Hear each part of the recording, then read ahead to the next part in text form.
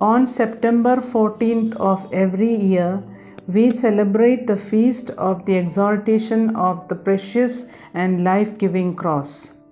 The cross was a symbol of contradiction, but it became the most recognized religious symbol in the world, a symbol of God's love, forgiveness, and redemption.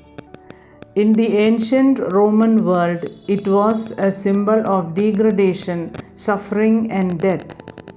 Death by crucifixion was so brutal, and it was reserved only for conquered peoples and slaves. Now, the cross is the greatest symbol of God's love and our salvation.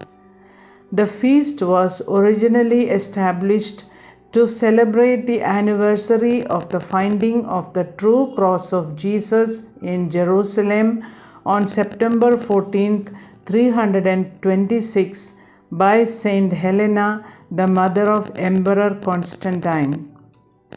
The cross reminds us of the Father's love for humanity. The triumph of the cross is the triumph of Jesus Christ, whose love for us and obedience to his Father climaxed with his death on the cross. The cross is at the center of our lives every time we face sickness and death. The cross is at the center of our lives in frailty and old age. The cross is at the center of our lives every time we feel utterly alone and abandoned.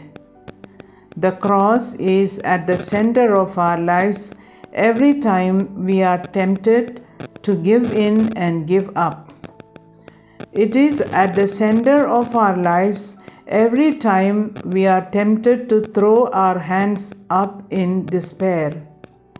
It keeps reminding us that only when we embrace the cross in the midst of suffering and abandonment can we understand the power of the resurrection. Only when we have the courage to keep on going can we, like Christ, become victorious. Only when we embrace the cross is it possible for God to raise us up and give us new life. We, the Sisters of the Holy Cross, have taken this day as our congregational feast day. The name Holy Cross was chosen by our founders to express their experience of sharing in the cross of Jesus Christ and through the cross in the victory of Jesus. Like the seedlings in the ground, we believe that new life springs from dying and death. The mystery of death and resurrection testifies that out of death new life can grow. Thus, we have formulated in our motto, "In the cross is salvation." Cross is our salvation. On the wood of the cross, God's Son humbled himself and took the form of a slave.